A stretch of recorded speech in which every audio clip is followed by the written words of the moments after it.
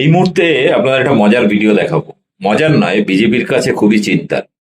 আপনারা জানেন বিভিন্ন রাজ্যে বিজেপি ক্ষমতায় গেলে নানা রকমের ছল চাতুরি, বিভিন্ন মিথ্যা প্রতিশ্রুতির বন্যা বইয়ে দেয়।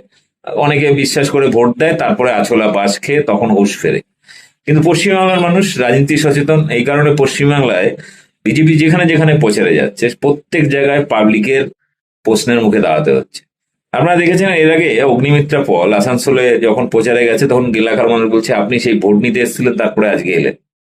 অর্থাৎ পশ্চিমবাংলার ৭৭টা এমএলএ ছিল এই বিজেপির, একটাও নিজের এলাকায় কাজ করে না। এমপি গুলো দিল্লিতে পড়ে থাকে, কোনো কাজ করে না, এলাকার মানুষের কোনো সুখ দুঃখে পাশে থাকে না।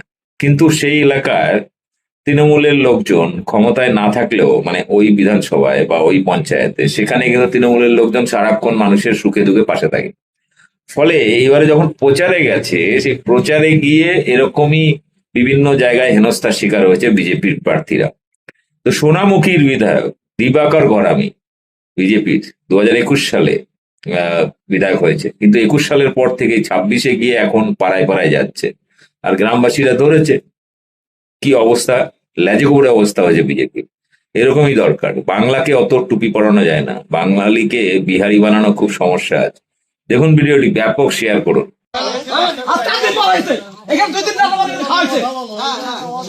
আপনি এলাকার এমএলএ, আপনার তো দায়িত্ব নাই। এসছি এমএলএ, আপনার কোন দায়িত্ব নাই। আবার ইয়ে করছেন, আরে এসছি গো ভোটে জিতছেন আপনি। হ্যাঁ, কোনো কথা শোনা হবে না।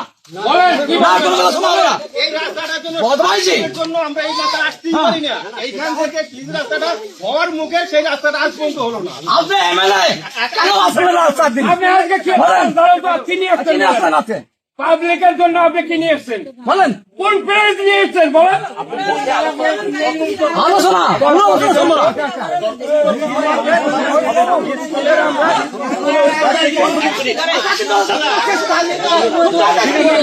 চেঁচামেচি আপনাদের ব্যবহারে আপনি শুনুন। হ্যাঁ, আমার বসেন, আমার বসেন, আপনি শুনুন। আমার বসেন, অনেক কিছু কাজ আছে, আপনি একটা কথা করেন।